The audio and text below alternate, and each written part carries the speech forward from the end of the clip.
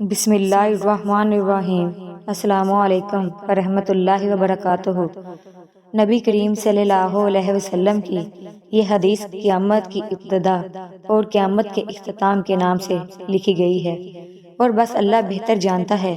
پھر فرمایا، ایک وقت ایسا آئے گا جب فحاشی اپنی انتہا کو پہنچ جائے گی، اور یہ سب امام مہدی کے آنے سے پہلے ہوگا، حتیٰ کہ ایک آخری معرکہ ہوگا، اور اس سب کے بعد اسلام بھی باقی نہیں رہ جائے گا، نہ کوئی مسلمان، نہ زکوٰۃ، نہ نماز، اور نہ ہی قرآن پاک باقی رہے گا۔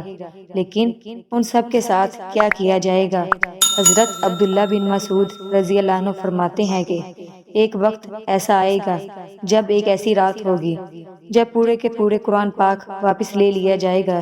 لوگ جاگیں گے تو دیکھیں گے ان کی ساری کتابیں بالکل خالی ہو گئی ہیں، اور جتنے لوگوں نے قرآن پاک حفظ کیا ہوگا وہ سب بھول جائیں گے، حتیٰ کہ وہ کلمہ لا الہ الا اللہ محمد رسول اللہ بھی بھول جائیں گے۔ ان میں سے جو بڑے ہوں گے وہ صرف لا الہ الا اللہ کہیں گے، تو دوسرے پوچھیں گے تم کیا پڑھتے ہو؟ وہ کہیں گے ایسا ہم نے اپنے بڑوں کو پڑھتے ہوئے سنا ہے۔ وہ محمد رسول اللہ تک بھول جائیں گے، اور وہ جاہلوں کے کلمات بولنے لگیں گے، یعنی ان کے الفاظ فحش ہو جائیں گے۔ اللہ پاک سورہ نمل کی آیت نمبر 82 میں فرماتے ہیں، اور انشاءاللہ ہم جلد ان درندوں کو پکڑیں گے۔ حضرت ابن مسعود رضی اللہ عنہ فرماتے ہیں کہ قرآن پاک بس ایک ہی رات میں اٹھا لیا جائے گا، اور قرآن پاک کی ایک آیت بھی دنیا میں نہیں رہے گی، نہ قرآن میں نہ کسی کے دل میں۔ لوگ صبح اٹھیں گے تو ان کی حالت جانور جیسی ہو جائے گی، اور اس دن جب وہ ہوا چلے گی قرآن پاک بلا دیا جائے گا، اور کتابوں میں لکھا ہوا قرآن پاک غائب ہو جائے گا، اور کلام کی یہ باتیں ایک دم خالی ہو جائیں گی۔ صحیح مسلم میں حضرت انس بن مالک رضی اللہ عنہ فرماتے ہیں کہ حضور اکرم صلی اللہ علیہ وسلم نے فرمایا کہ قیامت ہرگز برپا نہیں ہوگی۔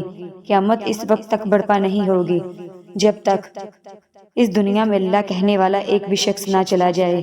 اور یہ سب کب ہوگا؟ یقیناً یمن سے چلنے والی اس نرم ہوا کے بعد اسلام کا نام و نشان غائب کر دیا جائے گا، اور اس سب کے بعد لوگ یہ بھی بھول جائیں گے کہ روزہ کیا ہے، نماز کیا ہے، حج کیا ہے، زکوٰۃ کیا ہے، اور صدقہ کیا ہے۔